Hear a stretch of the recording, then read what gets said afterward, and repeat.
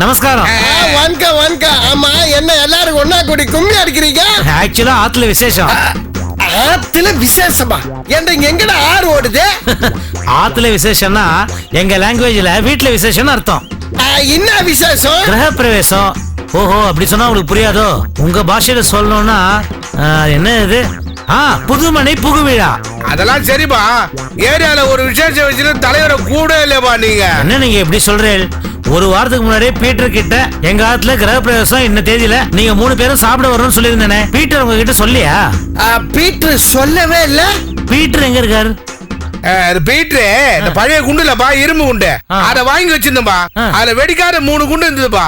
இவன் என்ன பண்ணீங்கன்னா, அது நாயர் கடை போண்டா நினைச்சீங்கன்னா அது அப்படியே கச்சம் பத்தியா குண்டு வச்சு வாங்கி கீஞ்சு போச்சு. ஆஸ்பத்திரியில இருக்கிறான். அட பாவமே. சரி, நான் பீட்டருக்காக வேண்டிக்கிறேன். இப்பதான் நானே நேரா வந்து சொல்றேன். நீங்க 2 பேரும் எங்க ஆத்துக்கு சாப்பிடுவாங்க. வரலப்பா. அட வாப்பா. வேணாண்டா. ஆத்தல போலாம். வேணாங்கிற. அப்ப நீங்க நான் போய் காட்டுறேன். உன்னை இட்டுக்கிட்டு போக கூடாதான் நானே போடல. சரி, வந்ததா வந்தா நீ துட்டு குடுத்து நாங்க போய் என்ஜாய் பண்ணிக்கிறோம். வாய் கொடுத்து மாட்டிக்கினியா? துட்டு அழுதுன்னு போ. இவ்வளவு வேணா. சாரி, என்ன அறியாம உங்க லாங்குவேஜ் வந்துருச்சு. எவ்வளவு வேணும் உங்களுக்கு? நீ தலைக்கு 500 ரூபாய் 1000 ரூபாய் கொடு. 1000?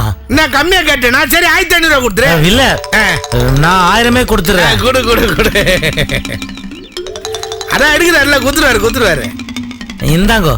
ரொம்ப நல்ல ஒரு பத்தியா. அப்ப நான் உத்தரவு வாங்கிக்கிறேன். என்னடா ஏதோ புச்சா வாங்கிட்டு வந்து விக்கிறியா? இல்லையா?